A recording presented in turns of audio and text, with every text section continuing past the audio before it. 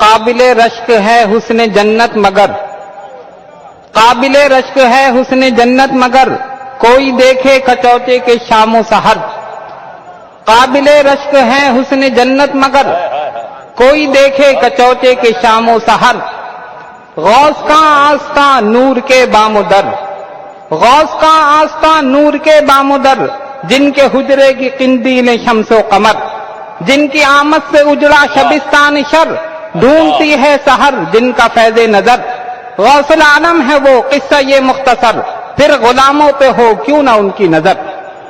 حاضرین محترم، اللہ رب العالمین جل جلالہ عما نوالہ کا ہمیشہ ہی سے امت محمدیہ صلی اللہ علیہ وسلم پر یہ کرم رہا ہے کہ وہ اس دنیا میں معصیت کے بڑھتے ہوئے رجحان کو روکنے کے لیے مختلف ادوار میں ایسی شخصیتوں کو بھیجتا رہا جنہوں نے اپنے قول و عمل، گفتار و کردار سے شرار بولہبی کے مقابل چراغ مصطفی کی لو کو بڑھایا۔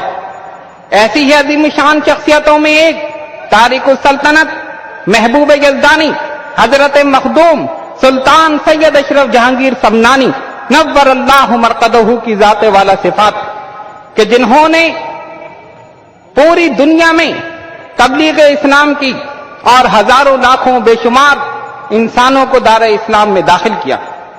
انہی سے سلسلہ اشرفیہ کا آغاز ہوا اور آج یہ سلسلہ پوری دنیا میں مشہور و معروف ہے۔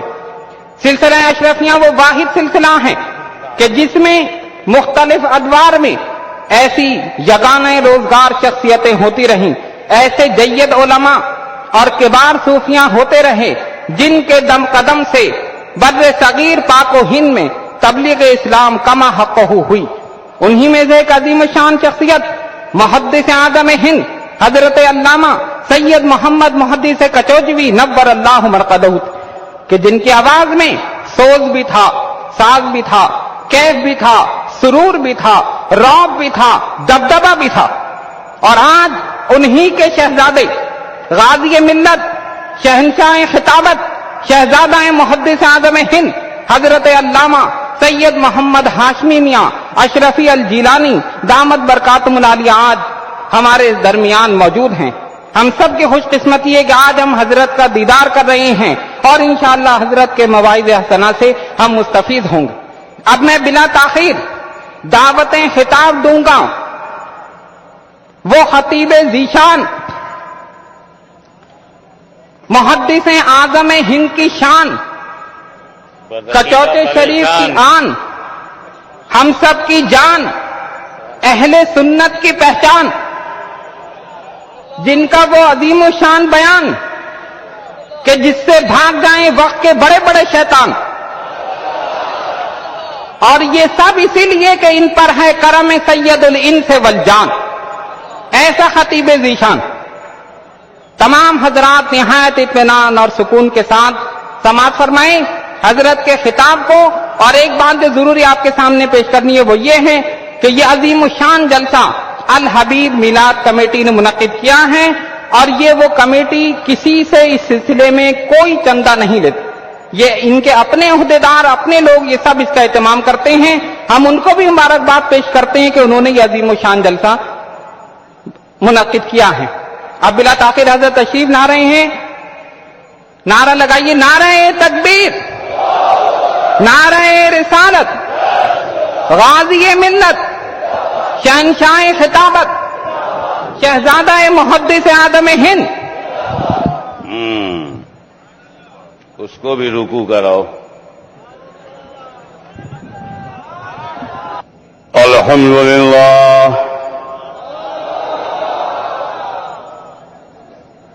الحمد لله نحمده ونستعينه ونستغفره ونؤمن به ونتوكل عليه ونعوذ بالله من شرور أنفسنا ومن سيئات أعمالنا ومن يهده الله فلا مضل له ومن يضلله فلا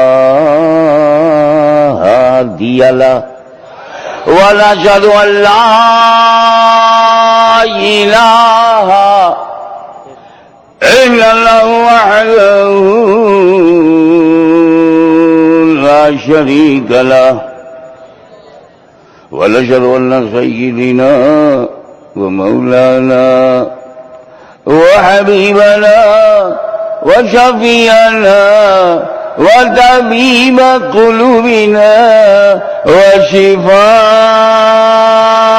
وشفاء صدورنا وغوثنا وغياثنا ومغيثنا ومعيننا وقطبنا وفريدنا ونظامنا وسراجنا ومولانا وأشرفنا ونور عيننا محمدا عبده ورسوله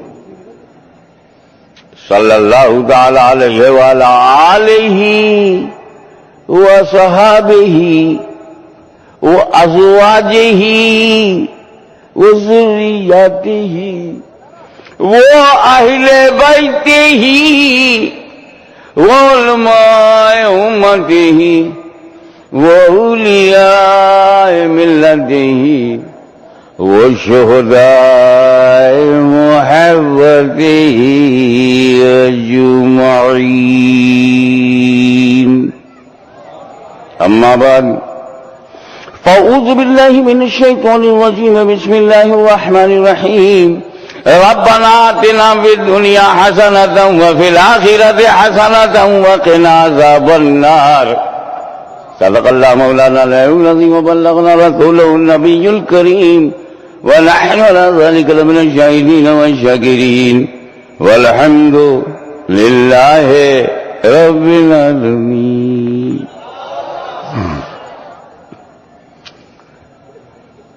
میرے ایک عزیز دوست ہیں اور ان کی بڑی مشہور اور مقبول نعت پاک ہے. میں اپنے اس پیارے دوست کا نام نہ بھی لوں گا تو آپ پہچان جائیں گے کیونکہ وہ نعت سے پہچانے گئے. مدنی مدینہ والے.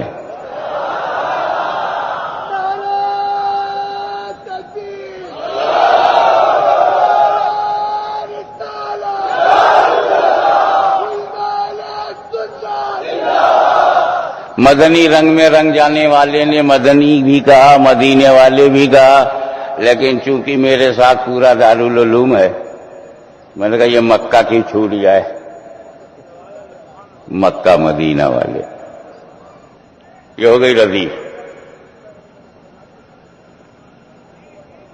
اور اپنے امام اہل سنت سے میں نے لیا زمین اور قافیہ، باقی سب آپ کو نظر ہے. میں جانتا ہوں کہ یہاں اچھے اچھے شاعر بھی ہیں، بڑھیا پڑھتے ہیں، کچھ تو صرف بڑھیا پڑھتے ہیں. ترنم ہے اور میرا حال تو یہ ہے، سچی بات، نہ گلا ہے، نہ سر ہے، نہ تال ہے، نہ ردم. میرا گلا تو اتنا گلا ہے کہ کوکر کی بھی ضرورت نہیں، ایسا گلا ہے. لیکن جذبہ تو ہے. نہ آپ آواز پر دھیان دیجیے گا نہ سانس پر، نظر درد دل پہ رکھیے گا، جذبہ دروں پہ رکھیے گا. تجھے رب نے کیا بنایا مکہ مدینہ والے، تجھے رب نے کیا بنایا. سب سے پوچھ رہا ہوں، تجھے رب نے کیا بنایا مکہ مدینہ والے، تجھے رب نے کیا بنایا مکہ مدینہ والے. یہ کوئی سمجھ نہ پایا مکہ مدینہ والے، یہ کوئی سمجھ نہ پایا. تیری ذات پاک والا تو ہے ذل رب اعلی، تیری ذات پاک والا تو ہے ذل رب اعلی. نہیں ذل کا کوئی سایہ مکہ مدینہ والے. تیرا فیض عام جاری تیری زندگی نرالی تیرا فیض عام جاری تیری زندگی نرالی تجھے ہر ولی میں پایا مگا مدینہ والے یہ سبھی کا ہے عقیدہ یہ سبھی کا ہے عقیدہ جو بقول اعلی حضرت یہ سبھی کا ہے عقیدہ جو بقول اعلی حضرت تجھے یک نے یک بنایا مانگا مدینہ والے نہ کوئی بتا سکا ہے نہ کوئی بتا سکے گا نہ کوئی بتا سکا ہے نہ کوئی بتا سکے گا تجھے رب نے کب بنایا مگا مدینہ والے تجھے رب نے کب بنایا مگا مدینہ والے ہے جو آئے اہل سنت کی جہان رنگ بو میں ہے دعائے اہل سنت کی جہان رنگ بو میں رہے سیدوں کا سایہ مکہ مدینہ رہے سیدوں کا سایہ مکہ مدینہ دیکھیے حضرت میں نے اپنے نام سے مقطع میں کیسا فائدہ اٹھایا ہے یہ ہے فاطمہ کا صدقہ میں تیرے نسب کا حصہ یہ ہے فاطمہ کا صدقہ میں تیرے نسب کا حصہ مجھے ہاشمی بنایا مکہ مدینہ والے صلی اللہ علی النبی الامی والہ وصحابہ صلی اللہ علیہ وسلم صلاۃ و سلام علیک یا رسول اللہ آپ بھی درود پڑھ لیجئے اللہم صلی علی سیدنا مولانا محمد وعلی آل سیدنا مولانا محمد وبارک وسلم کما تحب وترضى بأن تصلی علیہ بہت مشہور دعا ہے اور یہ دعا ہم تک پہنچی ہے صدقہ ہے میلاد مصطفیٰ کا ارے نبی پیدا نہ ہوتے تو قرآن نازل نہ ہوتا اور جب نہ آتا تو آیت بھی نہ ملتی تو یہ دعا کہاں سے ملتی ربنا آتنا فی الدنیا آپ کی دعا سے ایسا لگتا ہے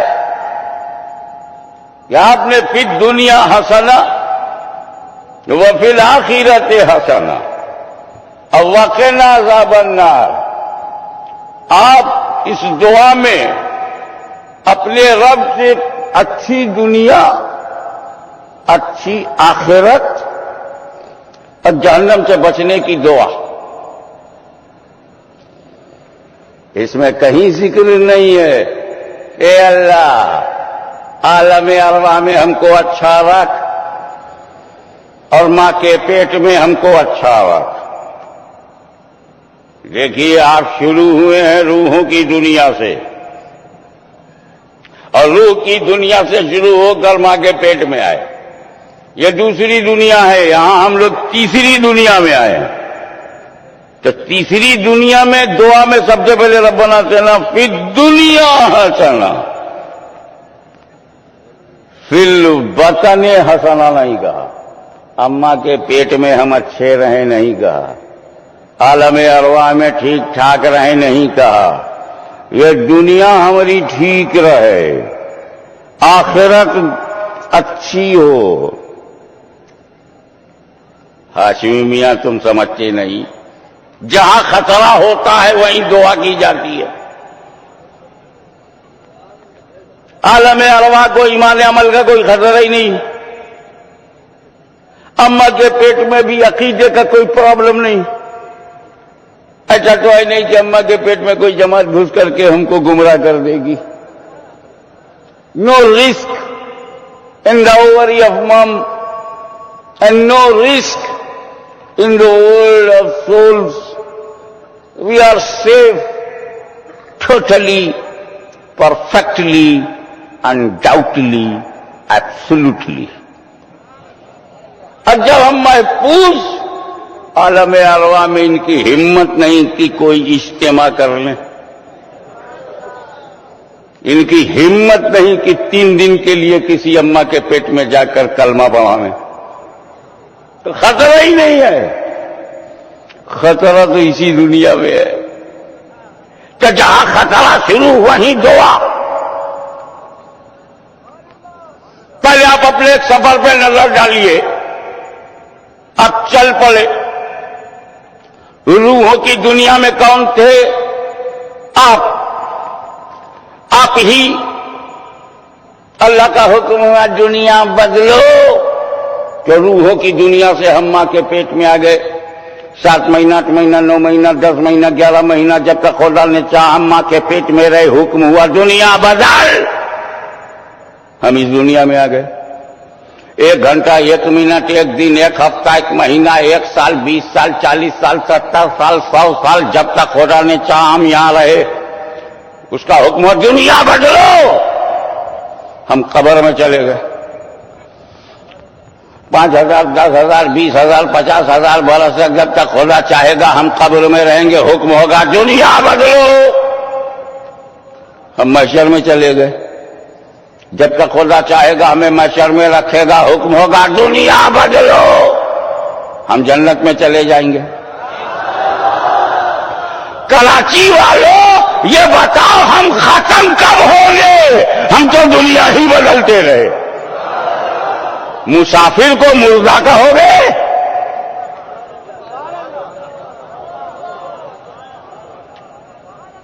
ارے میں کل لاہور میں تھا، آج یہاں ہوں، میرا ٹرانسفر ہو گیا، منتقل ہو گیا، نقل مکانی ہو گیا، میرا انتقال ہو گیا، کیا میں مردہ ہوں؟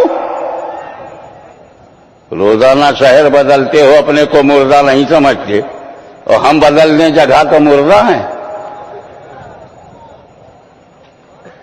یہ ابھی پھول چڑھایا نا لوگوں نے، ابھی پھول چڑھایا نا مجھ کو، آپ کو بھی چڑھایا. کوئی ہے جنہوں نے چڑھایا؟ آپ ہیں نا؟ کیا سمجھ کے چڑھایا صاحب؟ زندہ سمجھ کے چڑھایا کہ مردہ سمجھ کے؟ زندہ سمجھ. اچھا یہ جب میرے کو پھول چڑھا رہے تھے تو کسی کو خراب لگا؟ کسی نے حرام سمجھا؟ تو پھول چڑھانا حرام کہاں ہے؟ میں نے پوچھا کیا سمجھ کے چڑھا رہے؟ بولے زندہ سمجھ کے. اسی چھوٹی سی بات سے سنیوں کا نظریہ صاف ہو گیا کہ ہم پھول صرف زندوں پر چڑھاتے ہیں. توجہ چاہوں گا، اشارے کی زبان ہے، آپ فل کنسنٹریٹ کریں. ہم پھول صرف زندوں پہ چڑھاتے ہیں، چاہے زندہ زمین پر ہو چاہے زندہ زمین میں ہو.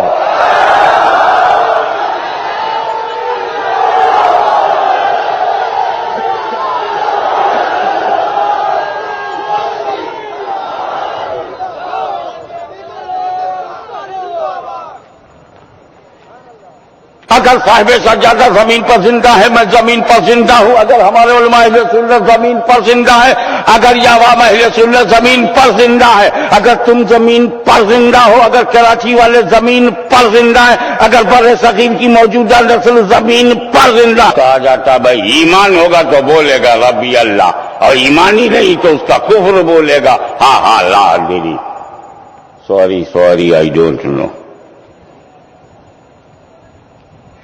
3 سوال کیا. افسوس میں نہیں جانتا بولا. چل لیٹ اینڈ ویٹ. محشر میں اللہ تعالیٰ نے اس کو بلایا ہی نہیں. نماز پڑھی تھی کہ نہیں، روزہ رکھا تھا کہ نہیں، حج کیا تھا کہ نہیں، زکات دیا تھا کہ نہیں، نیک عمل کیا تھا کہ نہیں، نیکی کیا تھا کہ نہیں، دین پھیلایا تھا کہ نہیں، اصلاح کیا تھا کہ نہیں، سنت کا پرچار کیا تھا کہ نہیں، پوچھا ہی نہیں. یہ اللہ پوری زندگی یہ گھر چھوڑ کے باہر نکل رہے تھا نماز پڑھانے، اور تو بلا بھی نہیں رہا ہے۔ کہا جو قبر کا امتحان فیل کر جاتے ہیں حشر میں ان سے کچھ نہیں پوچھا جاتا۔ ابے جب تم میٹرک فیل ہو جاؤ گے تو انٹرمیڈیٹ میں کیسے جاؤ گے؟ کہیں B A fail student M A میں گیا ہے، کہیں قبر میں فیل ہونے والا حشر میں جا پائے گا؟ تو اگر اپنی نمازیں پیش کرنا ہے تو عقیدہ سنبھالو۔ اولی پرشش نماز بوت، اولی پرشش نماز بوت، سب سے پہلے نماز پوچھی جائے گی، سب سے پہلے کہاں؟ ایسا لگتا ہے جسے ابھی پوچھی جائے گی۔ کہاں؟ روزے محشر کی جان گداز ہوا محشر میں۔ اچھا تو محشر کون سا امتحان ہے؟ کہا وہ دوسرا امتحان ہے۔ کہا پہلے کی تو تیاری کر لوں تب میں دوسرا پیش کر پاؤں گا۔ تو دونوں ساتھ لے کے چلو۔ ایمان سے نپٹ گئے محشر میں اور عمل نے مستحق بنا دیا رحمت کا، اس کے کرم نے۔ تو آخرت اس کی اچھی ہے جس کی قبر، اور جس کی قبر اچھی اس کی دنیا اچھی۔ اس لیے کہ دنیا میں دولت کمانے سے اگر تم اچھے ہوتے تو قارون خراب کیوں نکلا؟ تخت پر بیٹھنے سے اگر عزت ملتی تو یزید پلید کیسے ہو گیا؟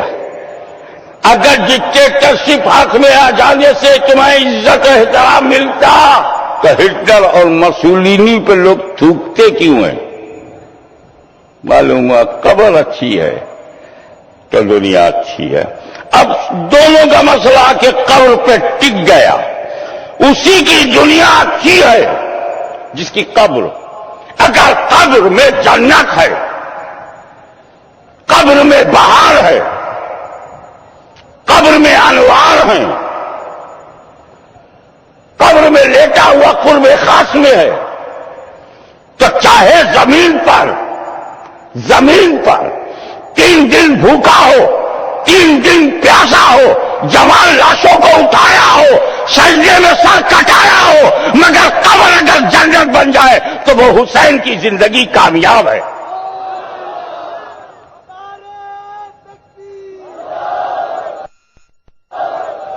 کامیاب ہے۔ اب قبر پر بڑی توجہ کی ضرورت ہے۔ اسی سے میلاد مصطفیٰ کی اہمیت کو سامنے رکھنے کی کوشش کروں گا۔ تم محشر میں اعمال پیش کرنے کے لائق تب بنو گے جب قبر میں پاس ہو جاؤ، اور جنت میں تبھی جا پاؤ گے جب قبر میں پاس ہو جاؤ، جہنم سے تبھی بچو گے جب قبر میں پاس ہو جاؤ، اور تمہاری دنیا بھی ٹھیک ٹھاک کہلائے گی اگر قبر میں پاس ہو جاؤ۔ تو قبر تو ہو گئی کلیدی جگہ، ایک سائڈ دنیا کو اچھی بنائے، دوسرے سائڈ آخرت کو۔ تو قبر کو غور سے دیکھا جائے، اس میں 3 سوال۔ پہلا سوال من ربوں کا، تمہارا رب کون ہے؟ دوسرا سوال ما دینوں کا، تمہارا دین کیا ہے؟ تیسرا سوال ہے ما کنتا تقول فی ھذا الرجل، اس مرد کے بارے میں کیا کہا کرتے تھے؟ 3 questions what do you say about this man؟ اور بیچ کا سوال ہے what's your religion، اور پہلا سوال ہے who is your Lord؟ تمہارا رب کون ہے؟ ربی اللہ، تمہارا رب کون ہے؟ ایک دن بیٹھے بیٹھے میں سوچ رہا تھا کہ ان 3 سوال کی ترتیب ایسے کیسے ہے؟ پہلے اللہ، پھر دین، پھر نبی۔ کوئی دوسرا ایگزامنر ہوتا تو کہتا پہلے اللہ، پھر رسول اللہ، پھر دین اللہ۔ پہلے رسول آئے، پہلے دین آیا؟ کہیں کہے رسول ایک دم آخر میں، اور بیچ میں دین کیسے آ گیا؟ بیٹھا بیٹھا سوچ رہا تھا، جیسے کھڑکی کھل گئی، نئی روشنی آئی۔ کہا چبی میاں ایک چادر کے نیچے ایسے کرو، ایسے کرو، ایسے کرو، بالکل روشن ہو گیا دماغ۔ اب آپ کا بھی روشن کر دوں۔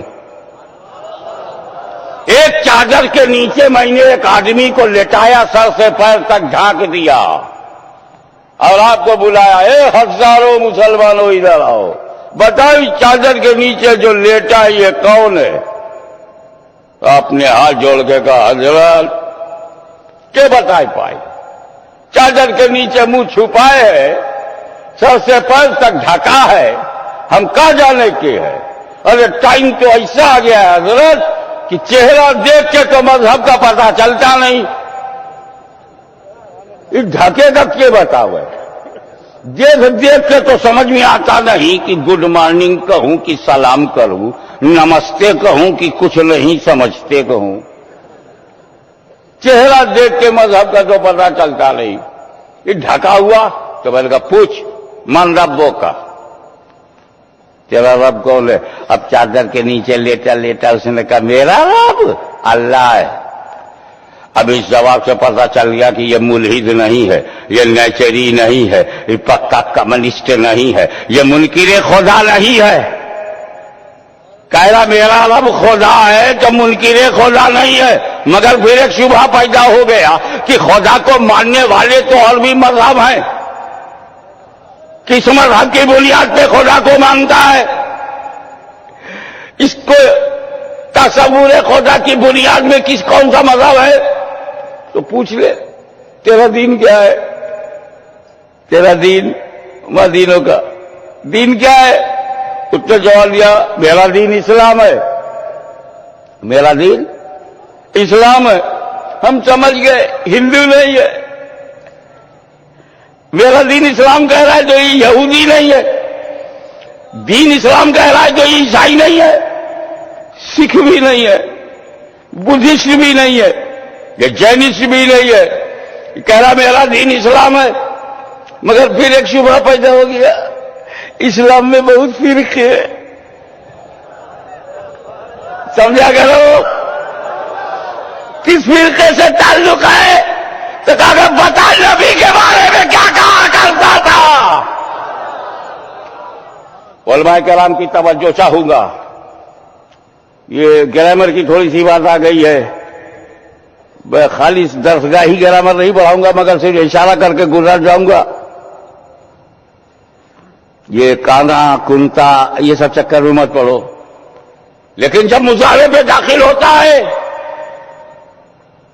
تو مانا یہ ہوا ما کنتا تقولو، کیا کہتے ہو یہ ترجمہ نہیں ہے، ما کنتا تقولو کیا کہا کرتے تھے، توجہ چاہوں گا، کیا کہا کرتے تھے، یعنی نبی کے بارے میں تمہاری رائے لی جا رہی ہے اور صرف نظریہ نہیں، تمہاری عادت بھی پوچھی جا رہی ہے، عادت بھی پوچھی جا رہی ہے۔ اپنے جیسا کہا کرتے تھے یا اپنا بڑا بھائی کہا کرتے تھے یا رسول اللہ کہا کرتے تھے یا نبی اللہ کہا کرتے تھے یا حبیب اللہ کہا کرتے تھے، تیری عادت کیا تھی؟ ما کنت تقول کیا کہا کرتے تھے؟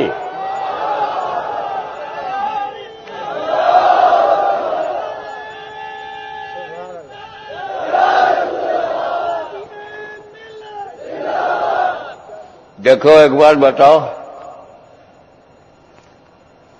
السلام علیکم، ہم نے وعلیکم السلام، آپ مسلمان ہیں جی، بس مسلمان سن لیا کافی ہے۔ ہم چلو پوچھتے حضرت کتنے مسلمان ہو گئے ہوں گے؟ ہم نے کہا باؤ جتنا ادھر آگے جتنا ڈھاکہ میں چلے گئے اب بھی الحمدللہ 20 کروڑ ہیں، کیونکہ جب نوکری نہیں ملے گی تو ہم یہی کام کریں گے، آبادی بڑھاتے رہو۔ اب آپ سوچیں مسلمان آپ نے پوچھا، پھر سب چپ ہو گئے، کوئی اس کے اندر نہیں گھسا کہ مسلمان ہے تو کس قسم کا ہے، وہ کیسا ہے، کس رنگ کا ہے، کس کلر کا ہے، کس ڈیزائن کا ہے اور کہاں سے امپورٹڈ ہے۔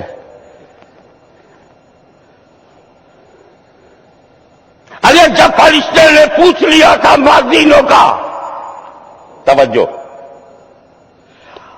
اور اس نے جواب دے دیا دین الاسلام، میرا دین اسلام ہے، تو اب اگلے سوال کی کیا ضرورت؟ جب قبر میں لیٹنے والا خدا کا بندہ ہے، اسلام اس کا دین ہے، اسی پہ کوشچن ختم ہو جانا چاہیے. لیکن اللہ نے اس بات پہ بات ختم نہیں کیا کہ تو اسلامی ہے.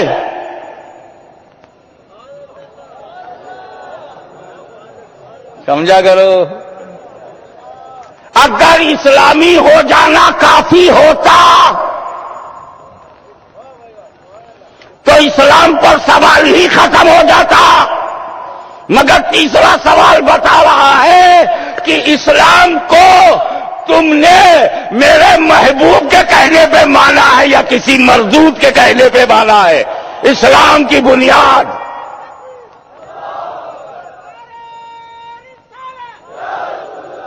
ما کنت تقول فی ھذا الرجل. اب میرے نبی کے بارے میں اپنا اوپینین بتا. کیا کہا کرتے تھے؟ تو خدا کو ماننا دعویٰ ہے، اسلام کو ماننا دعویٰ ہے، اور اس دونوں دعوے کی دلیل رسول پاک. تو یہی تو قبر میں پوچھا گیا کہ دو دعوے کی ایک ہی دلیل ہے. اے رسول، میں نے تمہیں دلیل بنا کے بھیجا ہے، اس نے اپنی طبیعت سے خدا کو مانا ہے، یا جماعت کے کہنے سے خدا کو مانا ہے، یا پارٹی کے کہنے سے خدا کو مانا ہے، یا کسی تنظیم کے پریشر میں خدا کو مانا ہے، یا اے مدینے والے تیرے اوپر بھروسہ کر کے مانا ہے. تیسرا سوال.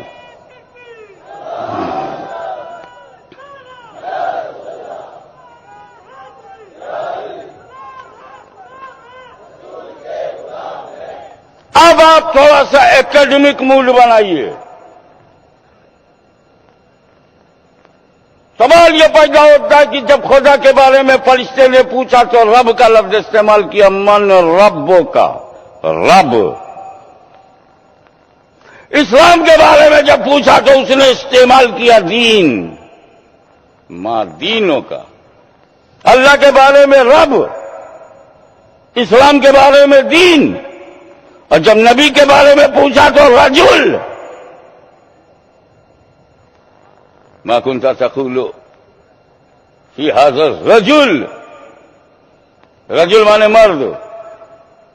اللہ کی ذات کو پوچھنا ہوا تو رب کہہ کے پوچھا، اسلام کو پوچھنا ہوا تو دین کہہ کے پوچھا، اور نبی کو پوچھنا ہوا تو مرد کا.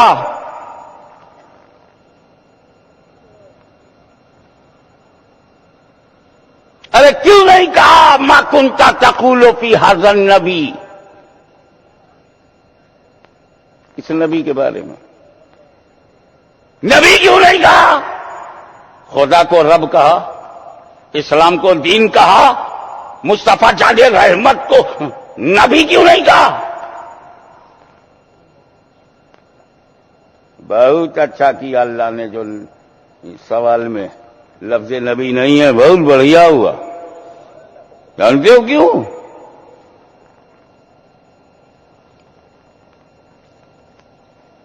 نبی ہونے کے لیے، میں آنے کی بات نہیں کر رہا ہوں، ہونے کے لیے. آنے کے لیے تو بہت کچھ ضروری ہے، بٹ ہونے کے لیے، نبی ہونے کے لیے بشریت ضروری نہیں. جس میں بشریت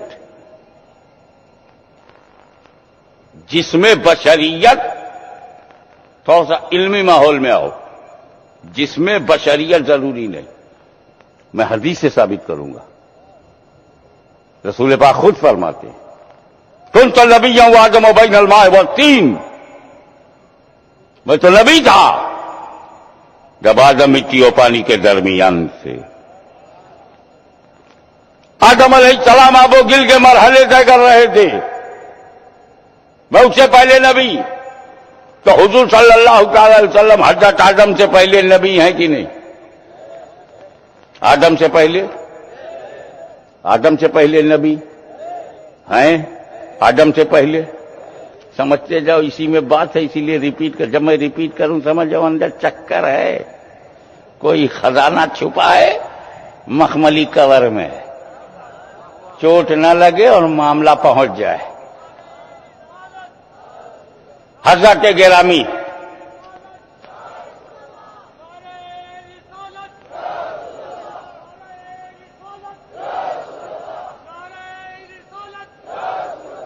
حضرت گرامی، سمجھنے کی کوشش کرو. آدم سے پہلے نبی، پٹ ون سائڈ اندر سائڈ. دنیا کا پہلا آدمی کون ہے؟ زور سے بولو. آدم علیہ السلام. دنیا کا پہلا انسان آدم علیہ السلام. دنیا کا پہلا بشر. اسی لیے حضرت آدم کو ابو البشر کہتے ہیں، کیونکہ آدم سے پہلے کوئی آدمی نہیں، آدم سے پہلے انسان نہیں، آدم سے پہلے بشر نہیں. اور رسول کہتے ہیں میں آدم سے پہلے نبی. تو جو آدم سے پہلے وہ آدمیت سے پہلے، جو آدم سے پہلے وہ بشریت سے پہلے، جو آدم سے پہلے وہ انسانیت سے پہلے، جو آدم سے پہلے وہ ہیومینٹی سے پہلے، اور جو بشریت سے پہلے ہوگا اس وقت بشر کیسے ہوگا، اور جو آدمیت سے پہلے ہوگا اس وقت آدمی کیسے ہوگا، جو انسانیت سے پہلے ہوگا اس وقت انسان کیسے ہوگا. اس سے ثابت ہو گیا کہ میرا نبی بغیر بشریت کے نبی رہ چکا ہے.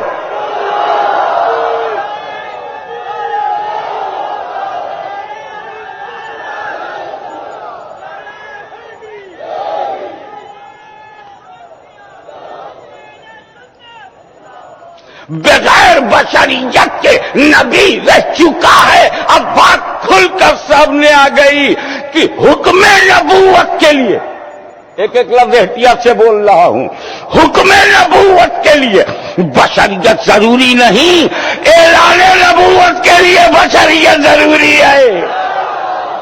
اے رسول جب تک تم نبوت والے رہو گے تمہیں بشر نہیں بنایا جائے گا، لیکن 12 ربیع الاول کو جب تمہاری میلاد مقصود ہوگی تو بشر بنا کے بھیجا جائے گا. کیونکہ بشر کی اصلاح کرنی ہے تو بشر کے لباس میں جاؤ، بشر کو رستہ دکھانا ہے تو بشر کے یونیفارم میں جاؤ، بشر کی رہبری کرنی ہے تو بشری تقاضے لے کر کے جاؤ. اے رسول تم آدمی بن کر کے نہیں جاؤ گے تو آدمیوں کو چلنا پھرنا کون سکھائے گا، کھانا پینا کون سکھائے گا، ضابطۂ زندگی کون سکھائے گا، ازواجی زندگی کون سکھائے گا. اے مصطفیٰ تم بچپن میں گھٹنے کے بل چلو تاکہ میرے بندوں کے بچوں کو گھٹنے کے بل چلنا آ جائے. اے رسول پڑوسیوں کا خیال رکھو تاکہ میرے بندوں کو پڑوسیوں کا خیال رکھنا آ جائے. اے رسول تم دوسروں کی مدد کرو تاکہ میرے بندوں کو دوسروں کی مدد کرنا آ جائے. بیواؤں اور یتیموں کا سہارا بن جاؤ تاکہ میرے بندوں کو بیواؤں یتیموں کا سہارا بننا آ جائے. اے رسول تم علم کی شمع روشن کرو تاکہ میرے بندوں کو علم کی شمع روشن کرنا آ جائے. بدر و احد، خیبر و خندق میں اے محبوب تلوار اٹھا لو تاکہ میرے بندوں کو جہاد کرنا آ جائے.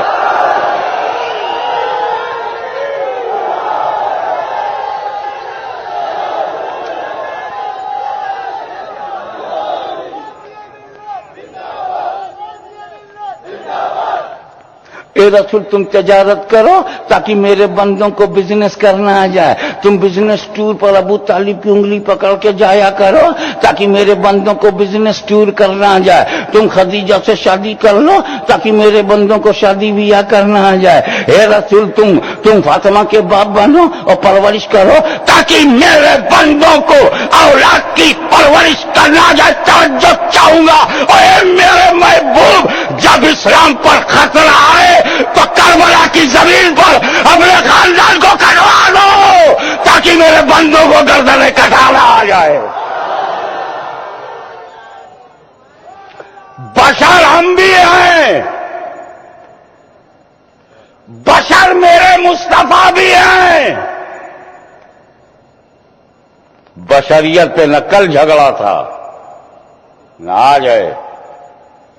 وہ تو جب کہتے ہیں وہ تو ہماری طرح ہے تب جی چاہتا ہے کہ اس کو آئینہ دکھاؤں تاکہ اسے اندازہ ہو کہ اس کی بیوی کتنا صبر کرتی ہے.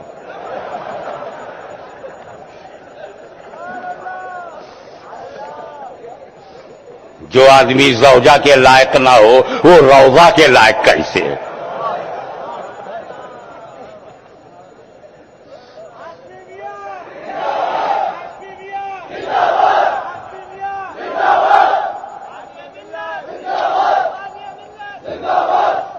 دو جملے میں فرق بتاؤں گا. मुस्तफा जाने रहमत सल्लल्लाहु अलैहि वसल्लम पर मेरे माँ बाप कुर्बान, वो भी बशर, हम तुम भी बशर। फर्क ये है कि हम बशर हैं अपनी जरूरत के लिए, खाने पीने के लिए, शादी ब्याह के लिए, तजारत के लिए, कारोबार के लिए, बच्चों की परवरिश के लिए, मदरसा बनाने चलाने के लिए, चंदा मांगने के लिए, स्कूल बनाने के लिए। हम बशर हैं अपनी जरूरत के लिए, और रसूल बशर हैं बंदों की हिदायत के लिए, रहबरी के लिए। और थोड़ा सा एकेडमिक मूल बताओ कि इल्मी नुक्ता बताओ। मसला ये कठिन है, वो हमारे यहाँ मंतिकी हजरात पहले जिन्स लाओ, फिर फसल लाओ, तब जाके तारीफ होगी, माहियत तय होगी, सब चक्कर में मैं आपको ले जाऊंगा तो गड़बड़ हो जाएगा। ऐसे समझ लो कि जिस चीज के चले जाने से मेरा वजूद खत्म हो जाए वो मेरी हकीकत, और जिसके जाने से मेरा वजूद खत्म ना हो वो मेरी सिफत। सिफत और हकीकत में फर्क ये है कि ये समनानी ताज जो मैंने सर पे रखा है ये मेरी सिफत है, अगर उतार के रख दूं मैं खत्म नहीं हूंगा, तो जिसके जाने से मैं खत्म ना हूं वो सिफत। अगर किसी साहब के चेहरे पर दोनों दुकान बंद हो जाए, वो अंधा कहलाएगा लेकिन खत्म नहीं होगा। तो देखना हकीकत नहीं सिफत, बोलना हकीकत नहीं सिफत, चलना हकीकत नहीं सिफत। टांग चली गई, चलना बंद हो गया, मगर हम तो हैं, और जिसके चले जाने से हम ही खत्म हो जाएं वो हमारी रियलिटी है, और जिसके जाने से हम खत्म ना हो वो हमारी क्वालिटी है। कुछ समझ में आया? जिसके जाने से हम फिनिश ना हो वो हमारी क्वालिटी है, और जिसके जाने से हम फिनिश हो जाएं वो हमारी रियलिटी है। के जाने से हम खत्म हो जाए वो हमारी हकीकत है, और जिसके जाने से हम खत्म ना हो वो हमारी सिफत है। अब मैं यहीं बैठा हूं, बोल एबा उतार ले मैं हूं, ये चिश्ती रुमाल मेरे गले से खींच ले मैं हूं, ये ताजे समनानी उतार ले मैं हूं, है कि नहीं? लेकिन मेरा बशर होना ही सोफा से गायब हो जाए, कोई मेरा बशर होना छीन ले, तो क्या बचेगा? यहां कुछ रहेगा? सवाए धोबी को देने लायक कुछ कपड़े बचाएंगे, क्योंकि यहां तो बशर ही गायब, सिर्फ सिफतें रह गई, हकीकत गायब। तो बशर हम भी हैं, बशर रसूल भी हैं। फर्क ये है कि हमारी बशरियत ना हो तो फिर अपने पास कुछ भी नहीं, और रसूल से बशरियत ले ली जाए तब भी उनके वजूद पर असर नहीं, क्योंकि वो आदम से पहले नबी, आदम से पहले नबी, बशर से पहले नबी, इंसान से पहले नबी, आदमी से पहले नबी। तो बगैर बशरियत के वो मौजूद, और बगैर बशरियत के हमारा कोई नहीं वजूद। तो पता चला हमारी बशरियत हमारी हकीकत है, और रसूल की बशरियत रसूल की सिफत है, रसूल की सिफत है। सिफत हकीकत की तरह नहीं, हकीकत सिफत की तरह नहीं, नबी हमारी तरह नहीं, हम नबी की तरह नहीं।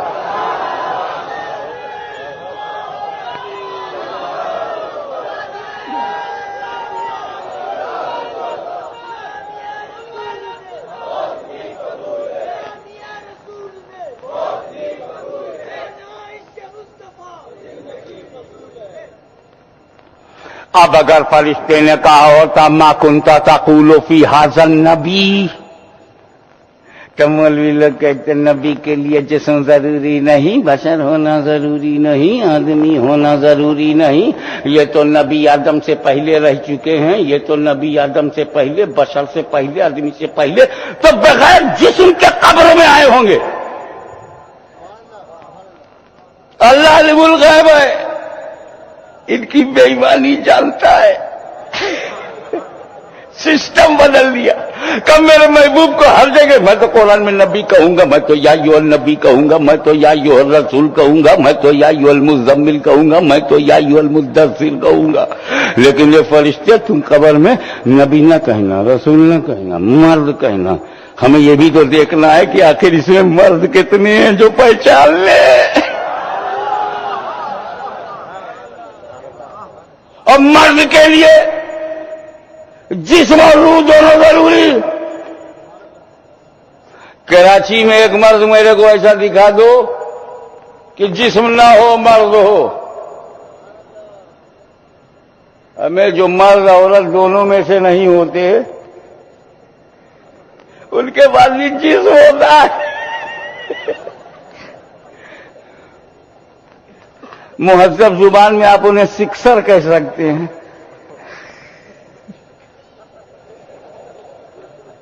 چھکا۔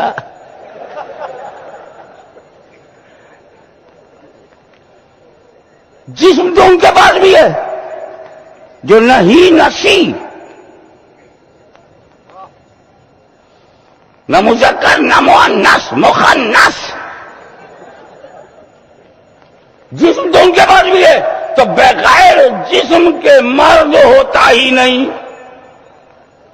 معصوم فرشتے جھوٹ بولتے نہیں، تو اب قبر میں جو ہے وہ مرد ہے، اور مرد کے لیے جسم ضروری۔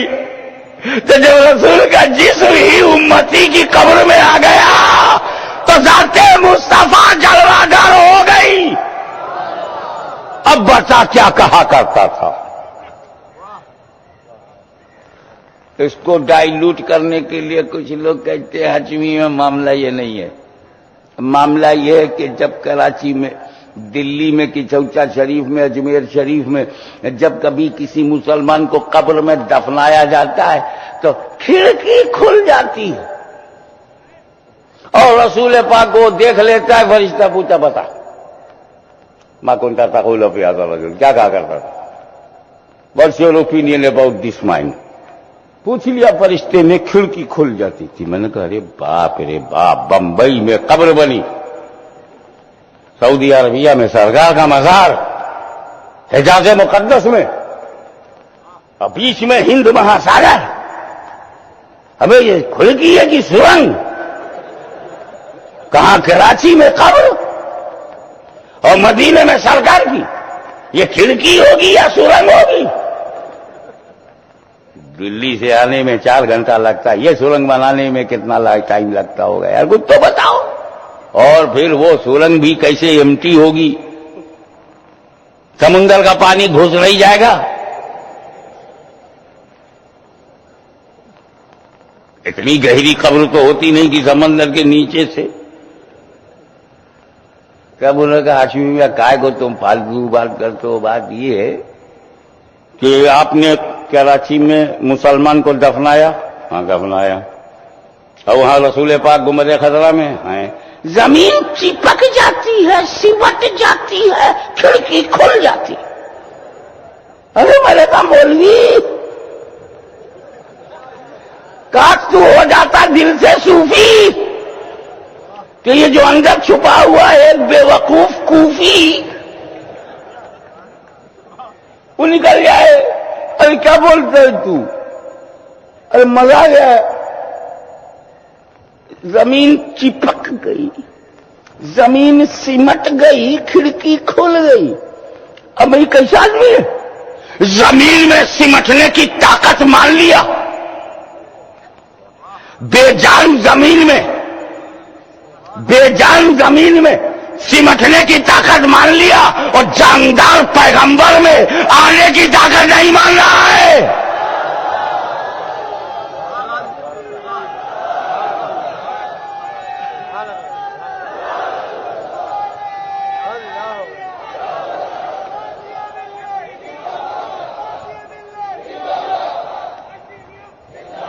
مجھ کو تو ایسا لگتا ہے یہ مولوی بعد میں ہوا ہے، بی جے پی سے زیادہ متاثر ہے۔ ان کے ہاں تو زمین ہی کو پوجتے ہیں، زمین میری اماں ہے، زمین میری نانی ہے، زمین میری دادی ہے۔ زمین کی پوجا یہ وہ، اور یہ بھی زمین میں طاقت مان رہا ہے سمٹنے کی. یہ ہے زمین کا بیٹا. لیکن سن، تجھے جتنی زمین سے محبت ہے اس سے زیادہ غریب سنیوں کو اپنے دین سے محبت ہے.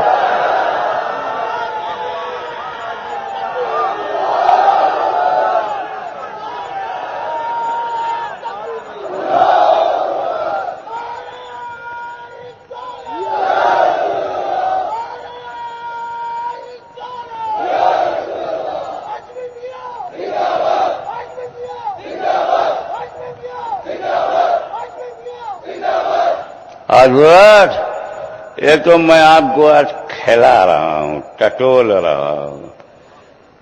کل ڈبل ہے. آج سنگل پہ چھوڑ دیا بھائی. بہت دور سے آیا ہوں، داتا کے ہاں ہوں، بیٹری چارج کرا کے آیا ہوں. اس لیے کہ میرا تجربہ ہے، تجربہ کہ جس دل میں داتا نہیں، جس دل میں داتا نہیں، اس مولوی کو بجھاتا نہیں. تو اس لیے میں لاہور شریف پہلے گیا تھا، چارج ہو جاؤں تب کراچی میں آؤں. پتہ نہیں یہاں کا جنریٹر کیسا ہو. سمجھتے سب. ارے اتنے بیدار سٹی میں رہتے ہو تو بیدار تو رہنا ہی پڑے گا، کیونکہ اب چور بھی تو اپنی شکل کا آ رہا ہے. اب تو صرف آنکھ ہی نہیں کھولنا ہے، چشمے کا نمبر بھی صحیح رکھنا ہے.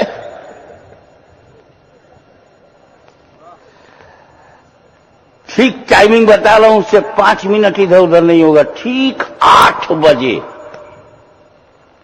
کل صدر الشریعہ بدر الطریقہ امجد علی صاحب بہار شریعت دارالامجدیہ میں ٹھیک کل 8 بجے سانگ دھاروں گا، اور پھر عشاء کے بعد کل وہ بتایا جائے گا. یہ دونوں کو دھیان سے رکھیے گا، پتہ نہیں کون سی جگہ ہے. عشاء کے بعد وہاں کنٹینیوس لگاتار کل 2 ہو جائے، وہ سیمی ہو، اور پرسوں فائنل. نہ رہے بانس نہ بجے بانسری.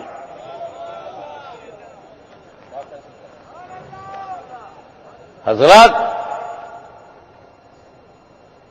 کھڑکی کھولتے ہو. اب میں وہ بات کہنے جا رہا ہوں کہ تمہاری کھڑکی تو کھڑکی گیٹ کھل جائے. کھڑکی کھول.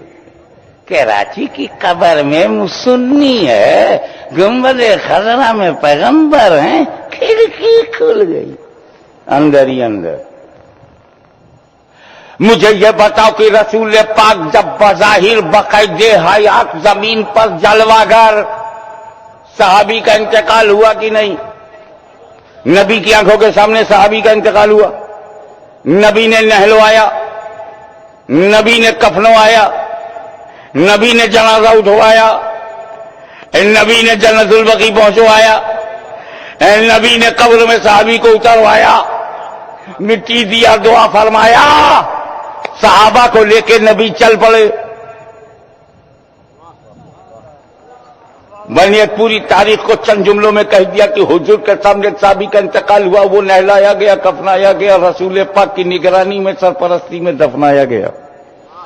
رسول صدیق کو، فاروق کو، عثمان کو، سعد کو، سعید کو، طلحہ کو، زبیر کو، ابو عبیدہ کو، عبدالرحمن ابن عوف کو، بلال کو، سلمان کو، ابو ذر کو لے کر کے سارے رضوان اللہ تعالی علیہم اجمعین سارے صحابہ کو نجوم ہدایت کو لے کر کے رسول پاک چل پڑے. جنت البقیع سے باہر رسول نکلے، ادھر نکیرین قبر میں آیا، نکیرین تشریف لایا اور صحابی کو جگہ کے پوچھا، من ربو کا، تمہارا رب کون ہے؟ رسول اپنے صحابہ کو لیے ہوئے اہل بیت والی گلی سے باب جبریل یا باب النساء کی طرف جا رہے ہیں. صحابی نے جواب دیا، ربی اللہ، میرا رب اللہ ہے. رسول اپنے صحابہ کو لیے ہوئے بالکل مسجد نبی کے قریب پہنچ رہے ہیں. کہ پھر فرشتے سوال کیا ماں دینوں کا تیرا دین کیا ہے رسول؟ اب بالکل باب النساء کے پاس پہنچ گئے. صحابی نے جواب دیا دین الاسلام میرا دین اسلام ہے رسول. اپنے صحابہ کے جھرمٹ میں ہیں اور بالکل مسجد نبی میں داخل ہونے والے ہیں کہ اتنے میں قبر میں فرشتے نے پوچھا ما کنت تقول فی ھذا الرجل؟ تو صحابی جنت البقیع کی قبر میں رسول کو دیکھ رہا ہے اور صدیق اکبر اپنے بغل میں دیکھ رہے ہیں, عثمان غنی اپنے بغل میں دیکھ رہے ہیں, فاروق اعظم اپنے پاس دیکھ رہے ہیں, لیاقوت مصطفیٰ اپنے پاس دیکھ رہے ہیں. تو رسول پاک ایٹ دی سیم ٹائم صحابہ کے جھرمٹ میں بھی, قبر کے اندر بھی. تو قبر میں رسول, زمین پر رسول, کون سی کھڑکی کھولو گے؟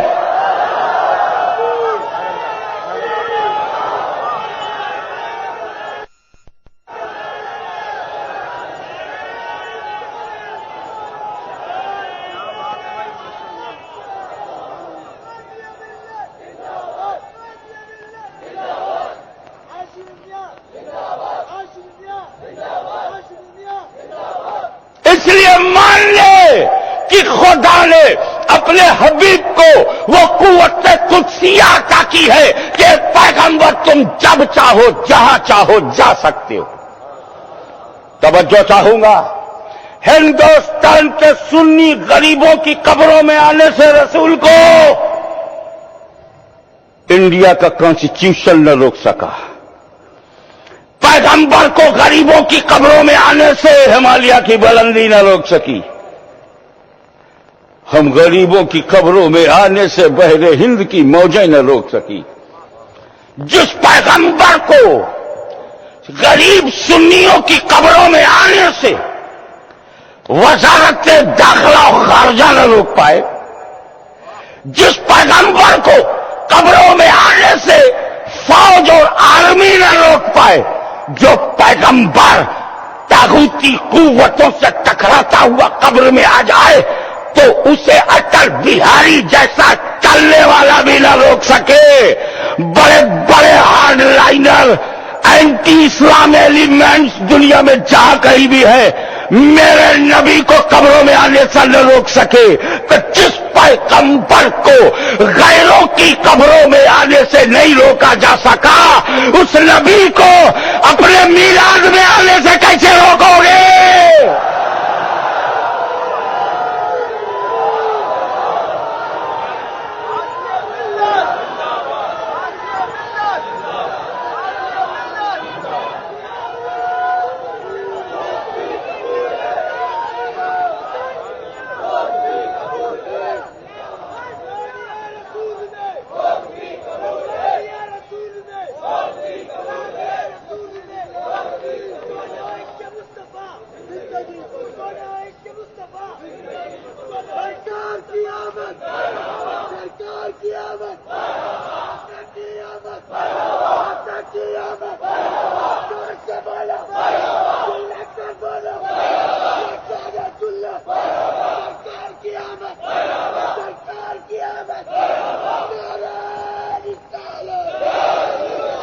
ایک بات بالکل صاف صاف کہہ دوں, ہاشمی کا یہ دعویٰ نہیں ہے کہ رسول میلاد میں آتے ہیں, دعویٰ یہ ہے کہ آ سکتے ہیں.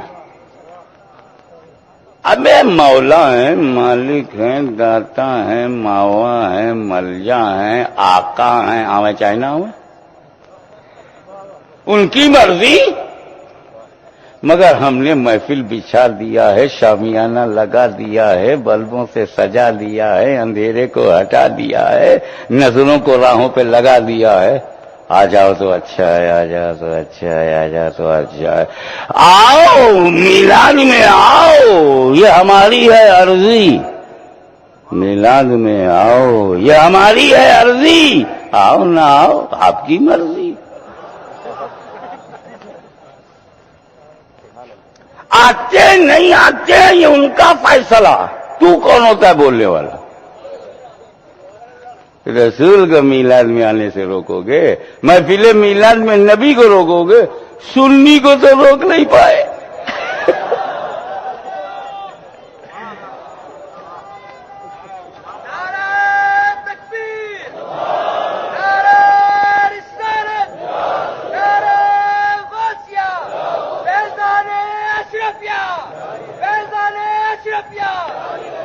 ایک بات بتاؤں، ایک اور الزام ہم پہ لگایا جاتا ہے، کیا نبی کو تم نے میلاد میں دیکھا جو کھڑے ہوئے یا نبی سلام علیکہ؟ دیکھا گیا یا رسول سلام علیکہ؟ آنکھ سے دیکھا ہے کیا؟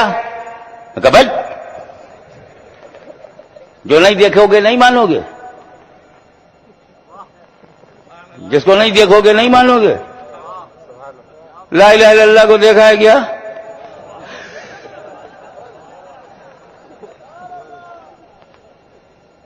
اللہ سب سے بڑا غیب، غیب الغیب، سب سے بڑا کا غیب، وہ تو نبی سے چھپا نہیں، یہ اتنا بڑا غیب وہ نبی سے چھپا نہیں ہے، چھوٹا چھوٹا چھپ جائے گا، دماغ خراب ہے۔ چلے آؤ 40 دن کے لیے کی چوچا کری، جتنا سے بھی خلل ہے دور ہو جائے گا۔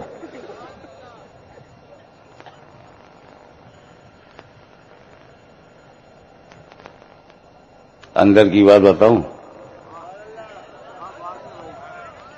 جو اکثر لوگ نہیں بتاتے، میرا پتہ نہیں کیا بات ہے، میں کیسے ملک میں رہتا ہوں جہاں کھول کے بولنا پڑتا ہے، چھاتی پہ جھنڈا گاڑ کے بولنا پڑتا ہے، شرکستان میں توحید کا جھنڈا لہرا کے بولنا پڑتا ہے، بت پرستوں کے سامنے حق پرستوں کا گیت گا کے،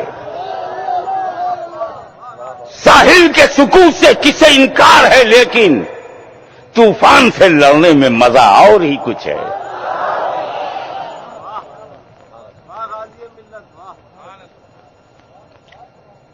دیکھو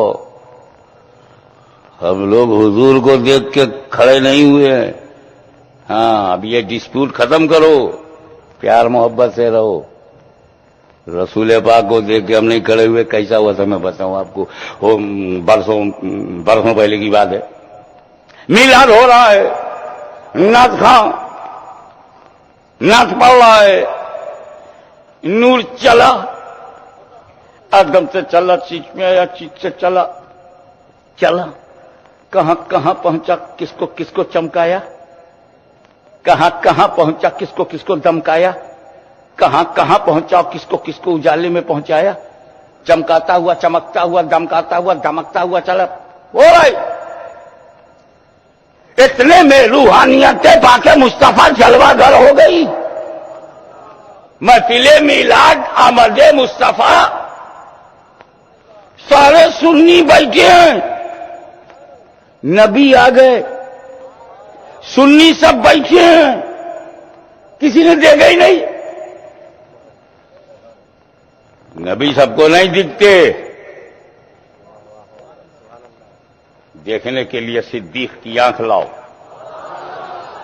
فاروق کا نور لاؤ، عثمان کی پتلی لاؤ، کیا بولوں علی کا کیا لاؤ؟ ابے دیکھنے کے لیے آنکھ میں کوالیفائڈ آئیز ہونا چاہیے، ورنہ رسول پاک نے ہجرت کی رات کنکری مار دی، سامنے ہی سے نکل گئے، کسی نے دیکھا ہی نہیں۔ اب مت کہنا نہیں دکھائی پڑتے، نہیں دکھائی پڑتے، نہیں دکھائی پڑتے، نہیں دکھائی پڑتے، ہم سمجھ جائیں گے کنکری لگی ہے۔ بس تعجب یہ ہے کہ مارا کس کو اور اثر کہاں تک۔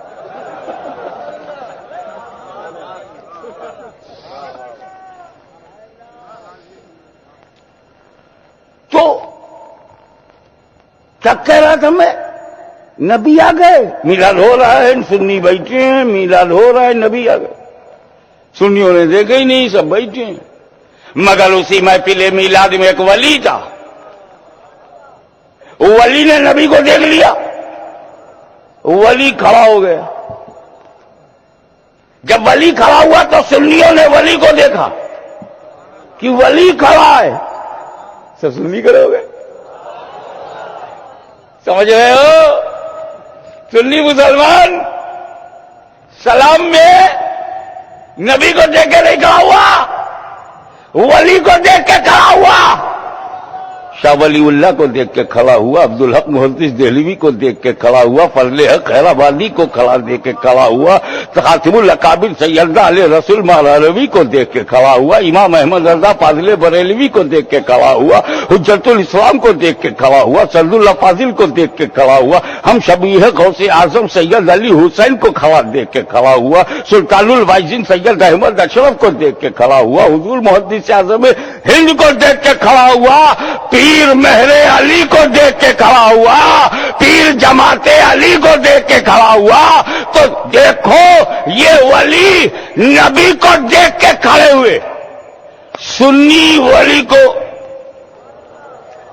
پھر سے سجا دوں, میلاد ہو رہا تھا, روحانیت پاک مصطفیٰ صلی اللہ علیہ وسلم جلوہ گر ہوئی, سنی سب بیٹھے تھے, اسی میں کو ولی تھا, ولی کھڑا ہو گیا. جب ولی کھڑا ہوا سنیوں نے دیکھا کہ ولی کھڑا تو سنی بھی کھڑے ہو گئے. تو اب ہم جو کھڑے ہوتے ہیں وہ ولی کو دیکھ کے کھڑے ہوئے. میلاد میں نبی آئے, نبی, میں بہت بھاری بات کہنے والا ہوں, نبی آئے, ولی کھڑا ہو گیا, ولی کو کھڑا دیکھا سنی کھڑے ہو گئے. اب تو سمجھ گئے کیوں کھڑے ہوئے. ارے میرے محفل میلاد میں نبی آتے ہیں, ولی ہوتا ہے, ولی کو دیکھ کے ہم کھڑے ہوئے. جن کے اجتماع میں نبی جاتا نہیں, ولی ہوتا نہیں, وہ کاہے کو کھڑے ہو.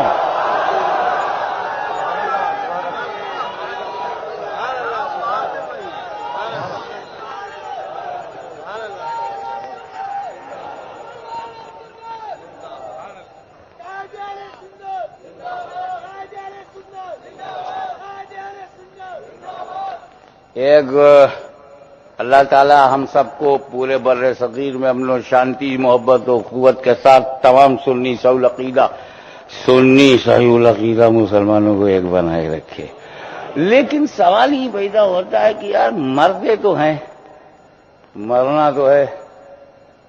ہندوستان میں 40-50, ایک گاؤں میں, ایک شہر میں 100-200, ایک صوبے میں 10-20 ہزار, پورے ملک میں تو مر ہی جاتے ہیں. یہاں پاکستان, بنگلہ دیش, افغانستان آئے دن. اب ایک بار بتاؤ, پوری دنیا میں 1 لاکھ آدمی ایک دن میں مر گئے, پوری دنیا میں, کوئی تعجب کی بات. اور جو مرتا ہے وہ یہ نہیں کہتا کہ کس وقت اسے مرنا ہے. کبھی بھی کوئی شوہر اپنے بیوی سے نہیں کہتا, oh my sweetheart, please give me toast and butter and a cup of tea as soon as possible because I have decided to leave this world 10 o'clock in the morning. نہیں بولتا. اے میری life, میری wife, میں مجبور, تو مسرور, ادھر ہے نور, ادھر ہے غرور. یہ بتا جلدی سے مجھ کو چائے دے دے, یہ دے دے, وہ دے, ورنہ میں 10 بجے صبح مر جاؤں گا. کوئی کہتا ہے 11 بجے مر جاؤں گا. مرنے والے کو پتہ نہیں کہ 11 بجے مر جائے گا. فرض کرو کہ 12 بجے سینکڑوں لوگ مر گئے, 12 بجے چائنا میں مر گئے, 12 بجے افغانستان میں, 12 بجے عراق میں, 12 بجے لیبیا میں, 12 بجے سیریا میں, 12 بجے جارڈن میں, 12 بجے انگلینڈ میں, 12 بجے ہالینڈ میں, 12 بجے بیلجیم میں, 12 بجے جرمنی میں, 12 بجے فرانس میں, 12 بجے بلغاریہ میں, 12 بجے ٹرکی میں, 12 بجے سعودیہ میں. ہزاروں مر گئے, لیکن ایک مرا 12 بجے تو 3 بجے دفنایا گیا. 3 ہی بجے چین میں, 3 ہی بجے ہندوستان میں, 3 ہی بجے پاکستان میں, 3 ہی بجے بنگلہ دیش میں. ایک ہی وقت میں مرے, ایک ہی وقت میں نہلائے گئے, کپڑائے گئے, دفنائے گئے. اتفاق سے لاکھوں مرنے والوں میں 1000 ایک ہی ٹائم پہ دفن ہو گئے. مرے لاکھوں, مگر ٹائمنگ کے ڈفرینسز کے ساتھ 10,000 آدمی ایک ہی وقت میں قبر میں پہنچ گئے. ایک ہی وقت میں فرشتہ نمودار ہوا. پوچھا من ربوں کا, ہندوستان والا سمجھتا مجھ سے پوچھا جا رہا ہے، پاکستان والا سمجھتا مجھ سے پوچھا جا رہا ہے، چائنا والا سمجھتا ایک ہی وقت میں مرے تھے، ایک ہی وقت میں نہلائے گئے، ایک ہی وقت میں کفنائے گئے، ایک ہی وقت میں دفنائے گئے، ایک ہی وقت میں قبر میں گئے، ایک ہی وقت میں نکیرین آئے، من ربوں کا۔ انگلینڈ والا سمجھتا مجھ سے پوچھا جا رہا ہے، ہالینڈ والا سمجھتا مجھ سے پوچھا جا رہا ہے، بیلجیم والا سمجھتا مجھ سے پوچھا جا رہا ہے، جرمنی والا سمجھتا مجھ سے پوچھا جا رہا ہے، عراق والا سمجھتا مجھ سے پوچھا جا رہا ہے، سیریا والا سمجھتا مجھ سے پوچھا جا رہا ہے، جارڈن والا سمجھتا مجھ سے پوچھا جا رہا ہے، سعودیہ والا سمجھتا مجھ سے پوچھا جا رہا ہے، ماں دینوں کا تیرا دین کیا ہے؟ سب سمجھ رہے ہیں کہ مجھ سے پوچھا جا رہا ہے۔ اتنے میں تیسرا سوال کیا گیا، ما کنتا تقول فی ھذا الرجل، اس مرد کے بارے میں کیا کہتے ہو؟ تو چین والا رسول کو اپنی قبر میں دیکھ رہا ہے، روس والا اپنی قبر میں، ہندوستان والا اپنی قبر میں، پاکستان والا اپنی قبر میں، ہالینڈ والا اپنی قبر میں، انگلینڈ والا اپنی قبر میں، فرانس والا اپنی قبر میں، جاپان والا اپنی قبر میں، شہریہ والا اپنی قبر میں، لیبیا والا اپنی قبر میں، سعودیہ والا اپنی قبر میں، ایک ہی وقت میں مرے، ایک ہی وقت میں دفنائے گئے، ایک ہی وقت میں من ربوں کا، ایک ہی وقت میں ماں دینوں کا، ایک ہی وقت میں ما کنتا تقول، اور ایک ہی وقت میں میرا نبی 10,000 قبروں میں نظر آ رہا ہے۔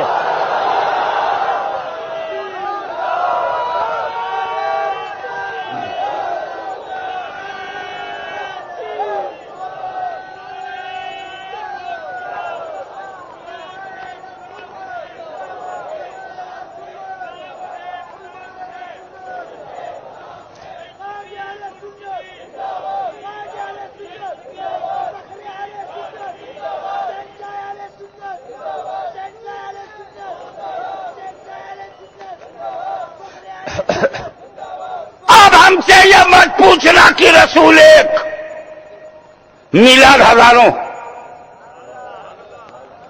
ایک کیسے جائے گا؟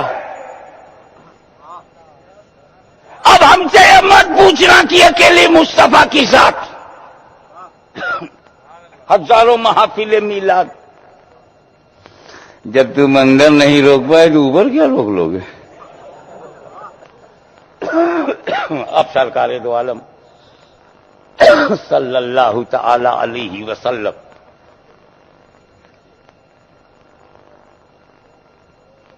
اگر میلاد میں حضور آپ آتے ہیں، جب آتے ہیں آپ کی مرضی، کبھی نہ کبھی تو آتے ہیں۔ اللہ کا ولی جھوٹ نہیں بولتا، دیکھا ہے تب بولا ہے۔ اور آپ محفل میلاد میں سرکار آتے ہیں تو دکھتے کیوں نہیں؟ قبر میں چاہے جیسا ہو،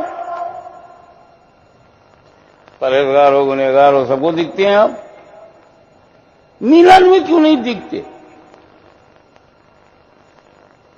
آج جس تاریخی اور پہلے جلسے میں اگر ہاشمی یہ اعلان کرے کہ کراچی والوں سکون سے رہو، فساد بند کرو، یہ دیکھ جس کا تو کلمہ پڑھتا ہے وہ مدینے والا اس محفل میلاد میں جلوہ گر ہے۔ اگر آج اس اسٹیج پر میں رسول پاک کو دکھلا دوں تو اختلاف ختم ہو جائے گا کہ نہیں؟ آپسی رنجشیں مٹ جائیں گی، جھگڑے ختم ہو جائیں گے۔ اطمینان دلاؤ نا مجھے۔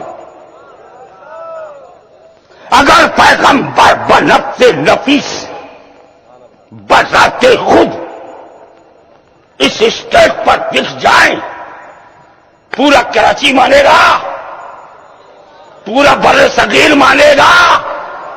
یہی سوچ کر جب میں نے التجا کیا یا رسول اللہ آپ دکھ جاؤ، جھگڑا ختم ہو جائے، آپ دکھائی پڑ جائیے، جھگڑا ختم ہو جائے گا، آپ دکھائی پڑ جائیے سرکار، جھگڑا ختم ہو جائے گا، تب تک تاریخ اسلام نے میرے منہ پہ تماشا مارا، ہاشمی تو بھول گیا، حد ادب، ادب سے باہر مت جا۔ یہ رسول کو دیکھیں گے تو کیا مان لیں گے؟ مگر کیوں نہیں مانیں گے؟ اگر کراچی جیسے تاریخی شہر میں میلاد کی مجلس میں، میلاد کی محفل میں رسول کو دیکھیں گے، کیوں نہیں مانیں گے؟ تب تک تاریخ نے غریبان پکڑ کر مجھے ہلا کا بتا، اگر دیکھنے سے ماننا ضروری ہے تو ابو جہل نے دیکھا کہاں مانا، ابو لہب نے دیکھا کہاں مانا، عتبہ نے دیکھا کہاں مانا، شیبہ نے دیکھا کہاں مانا، اور ویسے کرنی بغیر دیکھے مان رہے ہیں۔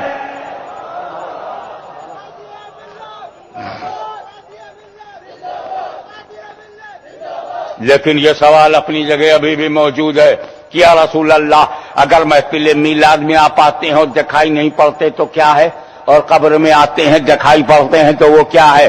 جواب میلاد ہاشمی دونوں امتحان ہے۔ اللہ اکبر، دونوں امتحان ہے، both are test of your faith. There are two examinations in your life. In the Mahfil Milad, your beloved Prophet is unseen. This is the examination and test of your ideology. And you went into grave and he appeared. This is also test, this is also examination. پیغمبر قبر میں زیارت کے لیے نہیں آئے، امتحان ہے۔ تو میلاد میں نہ دکھائی پڑنا امتحان، قبر میں دکھائی پڑنا امتحان۔ توجہ چاہوں گا، سب لوگ متوجہ ہو جاؤ۔ قبر میں دکھائی پڑنا امتحان، میلاد میں نہیں دکھائی پڑنا امتحان۔ قبر کا امتحان یہ ہے میں دکھائی پڑوں گا، دیکھوں امتی پہچانتا ہے کہ نہیں، دکھائی پڑوں گا، دیکھوں پہچانتا ہے کہ نہیں، اور میلاد میں دکھائی نہیں پڑوں گا،